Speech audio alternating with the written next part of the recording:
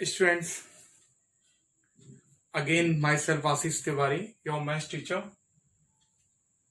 मैं आपके सामने एक इंपॉर्टेंट टॉपिक क्लास 12th का AOD application of derivative, application of differentiation. हम डिफरेंशिएशन को यूज कहां पर करते हैं लेकर आया हूं। ये चैप्टर क्लास 12th में है। डिफरेंशिएशन के जस्ट बाद पूछा जाता है डिफरेंशिएशन का यूज एप्लीकेशन क्या है। इस चैप्टर के अंदर हमारे पास 5 इंपोर्टेंट टॉपिक आते हैं। Increasing decreasing function, approximation, rate of change, maxima and minima, tangent and normal. हम रोले और मीन वैल्यू थ्योरम को भी इस कंसेप्ट के अंदर ला सकते हैं। हम जो आज टॉपिक डिस्कस करने वाले हैं इंक्रीजिंग एंड डिक्रीजिंग, काफी स्टूडेंट्स का रिक्वायरमेंट था कि हम इस टॉपिक को एक्सप्लेन करें। बहुत सिंपल सा कंसेप्ट है। हम किसी फंक्शन को डिफरेंशिएट करते हैं। डिफरेंशिएट करने के बाद हमें सिंपल चेक करना है कि डिफरेंशियल ग्रेटर देन 0 आएगा या फिर डिफरेंशियल लेस देन 0 आएगा। अगर फंक्शन का डिफरेंशिएशन ग्रेटर देन 0 है इंटरवल के अंदर, open and the close interval. Open interval हमें याद रखना है, small bracket is the open interval, close bracket close interval, big bracket. तो हमें चेक करना है डिफरेंशिएशन जो फंक्शन का है वो ग्रेटर देन 0 आ रहा है, मीन्स फंक्शन इंक्रीजिंग है। लेस देन 0 आ रहा है, मीन्स फंक्शन डिक्रीजिंग है। एक वर्ड और देखने के लिए मिलेगा, स्ट्रिक्टली इंक्रीजिंग और स्ट्रिक्टली डिक्रीजिंग। जब हम इंक्रीजिंग और डिक्रीजिंग चेक करते हैं तो हम लेस देन इक्वल से चेक करते हैं, लेस देन इक्वल और ग्रेटर देन इक्वल। लेकिन अगर हम इक्वल साइन को नहीं लिखें, केवल लेस देन और ग्रेटर देन का यूज करें, तो फिर ये फंक्शन स्ट्रिक्टली इंक्रीजिंग और स्ट्रिक्टली डिक्रीजिंग कैटेगरी के अंदर आएगा। कई बार पूछ लेते हैं, prove that the given function is strictly increasing in interval 2 and 3। Open and close का मतलब आपको समझ में आता है। स्मॉल ब्रैकेट है, ओपन इंटरवल है, मींस इसकी वैल्यू फ्लेक्सिबल होगी। ए और बी कॉर्नर पॉइंट को इस इंटरवल के अंदर नहीं रखा जाता।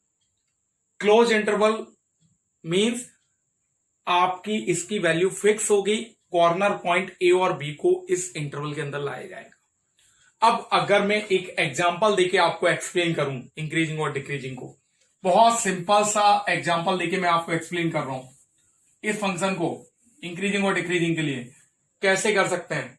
मैं आपको एक एग्जांपल दे रहा हूं। सर फंक्शन गिवन है x³ minus 6x² plus 12x minus 5।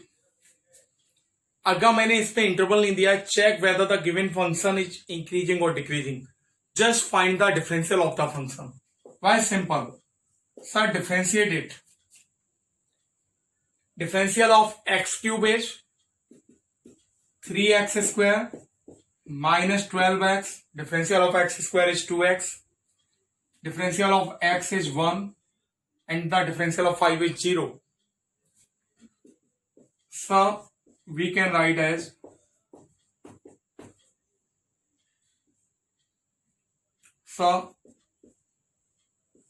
this will be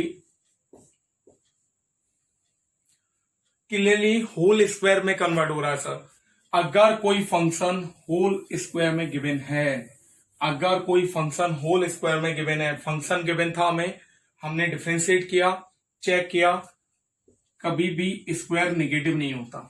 x की किसी भी वैल्यू के लिए, एक्स की किसी भी रियल वैल्यू के लिए फंक्शन नेगेटिव नहीं होगा क्योंकि वो कंप्लीट स्क्वायर है। Square of any negative value is also positive. So this function will be positive, greater than equal 0.